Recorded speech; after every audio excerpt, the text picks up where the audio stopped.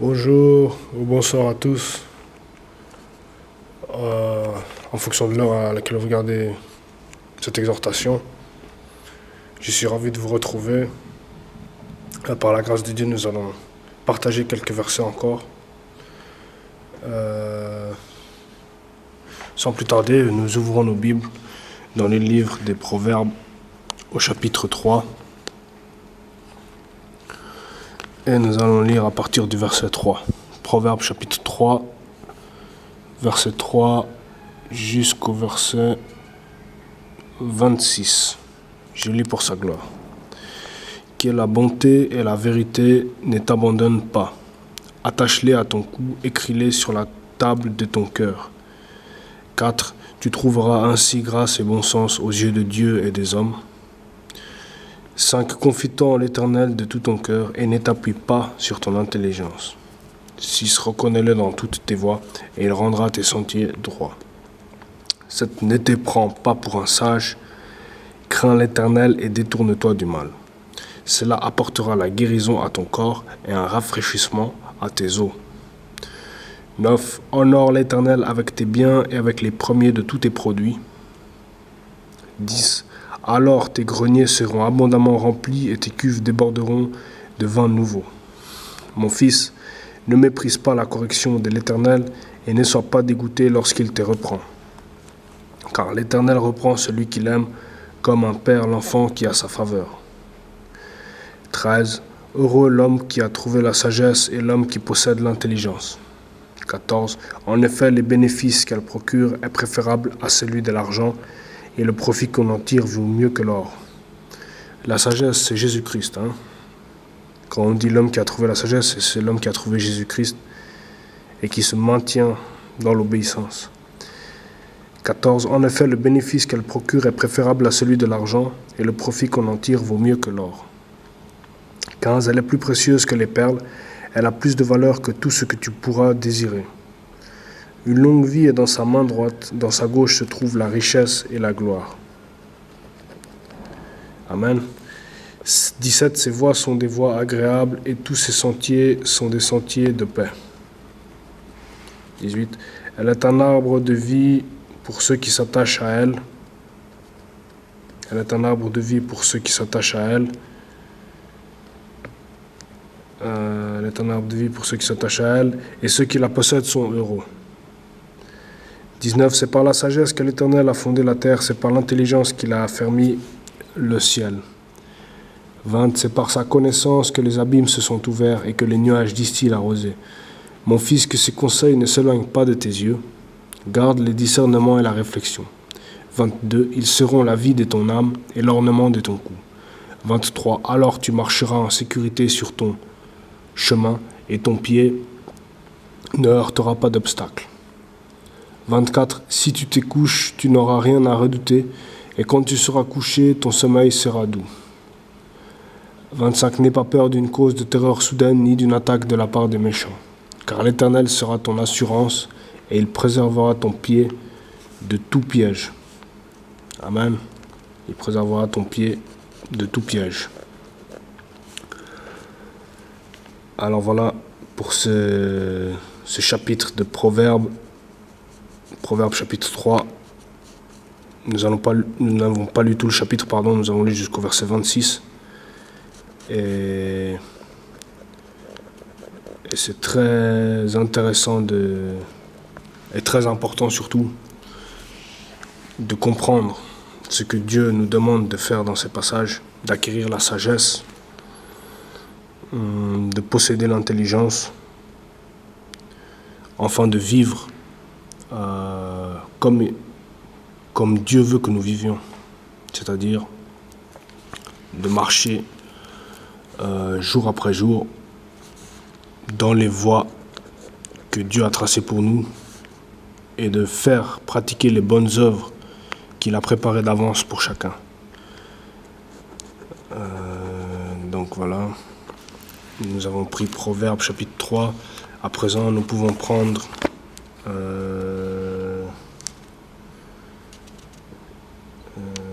Marc chapitre 8. Marc chapitre 8. Prenons Marc chapitre 8, verset 34 à 38. Les derniers versets de Marc chapitre 8. Marc, évangile de Marc chapitre 8, verset 34 à 38. Je lis pour sa gloire. Puis il appela la foule avec ses disciples et il leur dit, « Si quelqu'un veut être mon disciple, » donc c'est Jésus qui parle, « Si quelqu'un veut être mon disciple, qu'il renonce à lui-même, qu'il se charge de sa croix et qu'il me suive. » 35.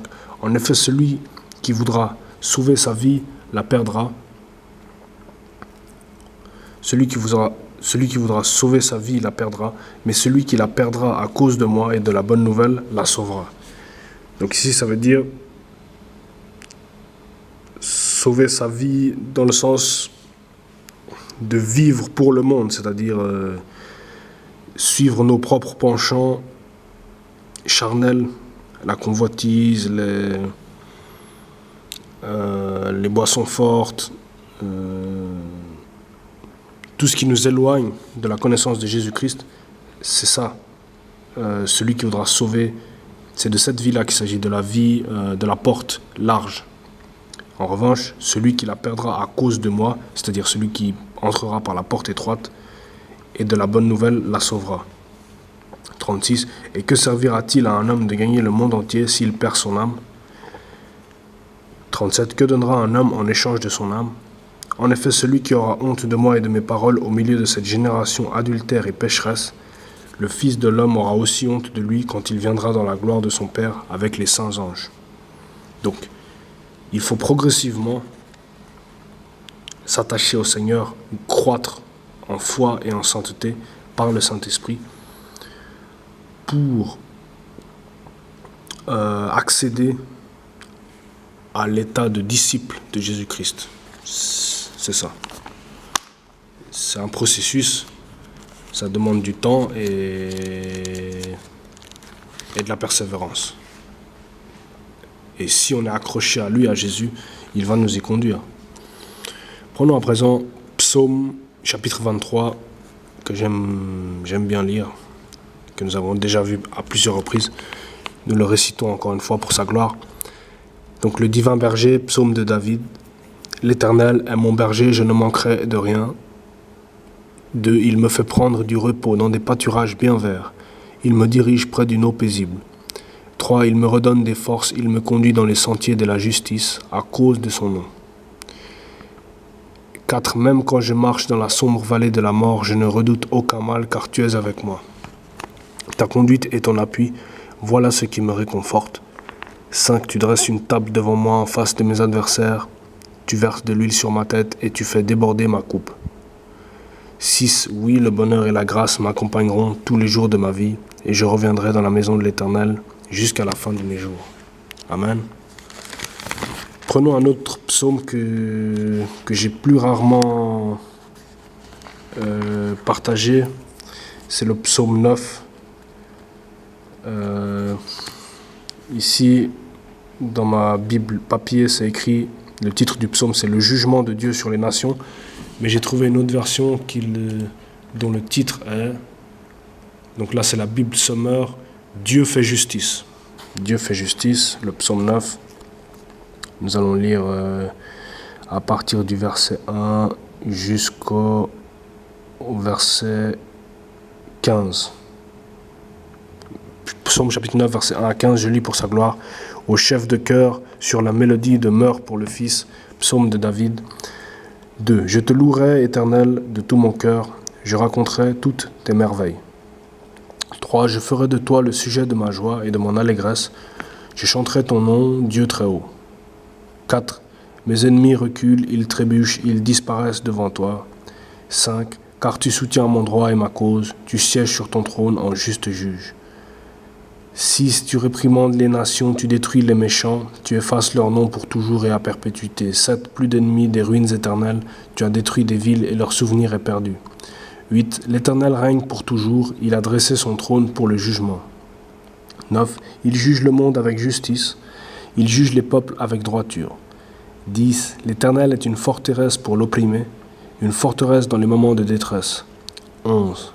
Ceux qui connaissent ton nom se confient en toi, car tu n'abandonnes pas ceux qui te cherchent, Éternel. 12. Chantez en l'honneur de l'Éternel qui siège à Sion. Proclamez ses hauts faits parmi les peuples. 13. Car il venge le sang versé, il s'en souvient, il n'oublie pas le cri des malheureux. 14. Fais-moi grâce, Éternel, vois la misère où me réduisent mes ennemis. Retire-moi des portes de la mort. 15. Enfin que je raconte toutes tes louanges dans les portes de Sion et que je me réjouisse de ton salut. Prenons à présent Matthieu, sans plus tarder. Donc vous avez bien entendu la lecture, je pense. Matthieu chapitre 5, verset 38 à 48. Matthieu chapitre 5, verset 38 à 48. Je lis pour sa gloire.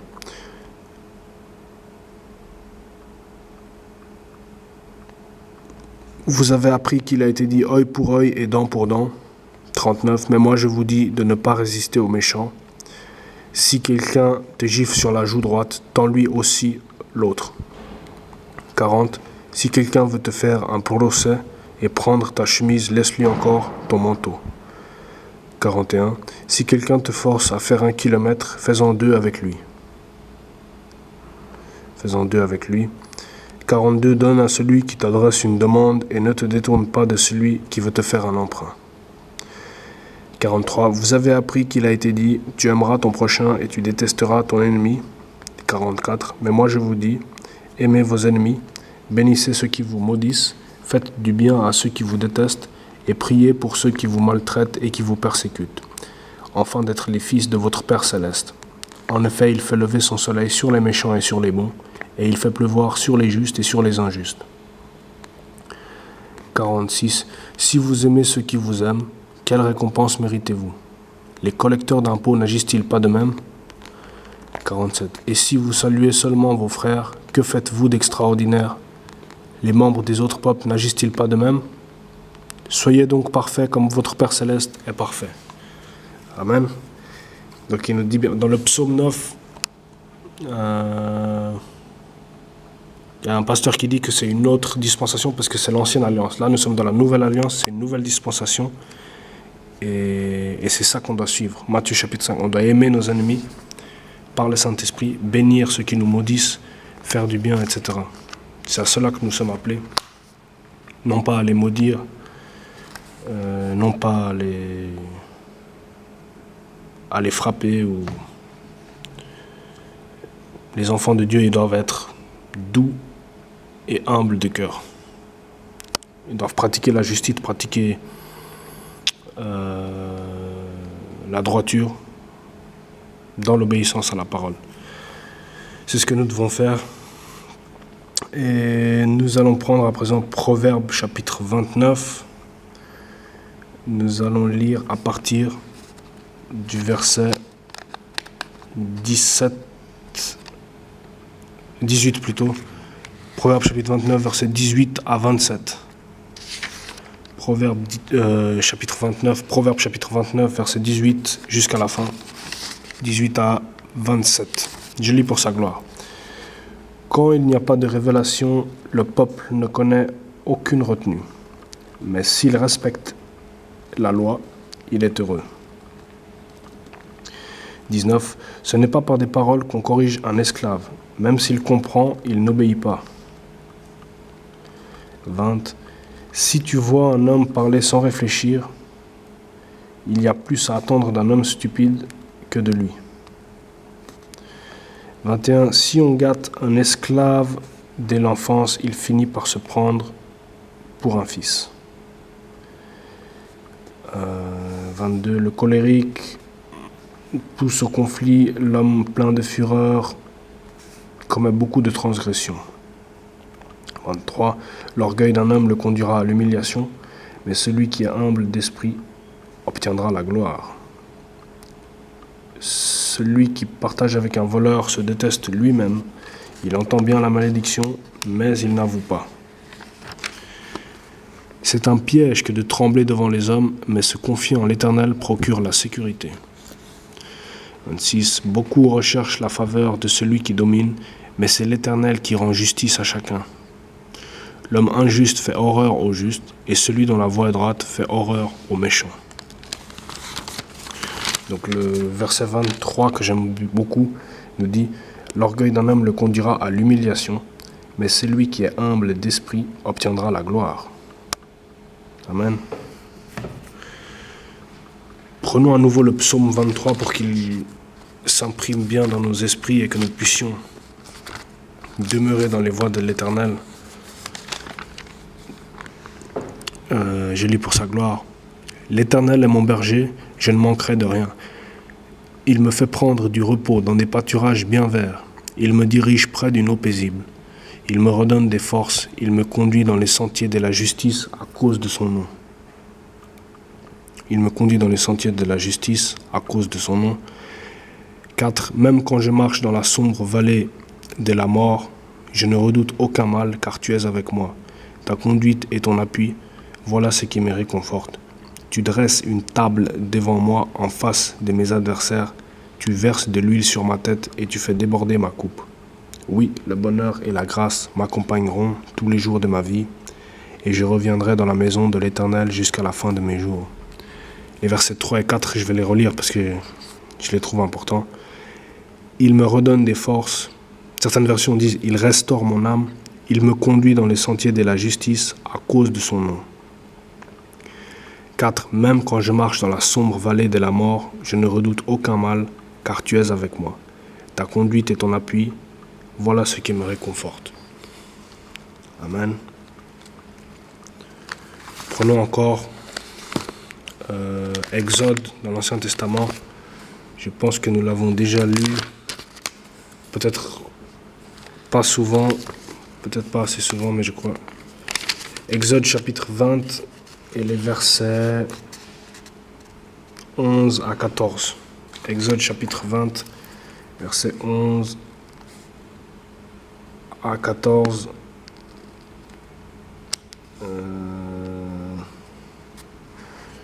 Je lis pour sa gloire.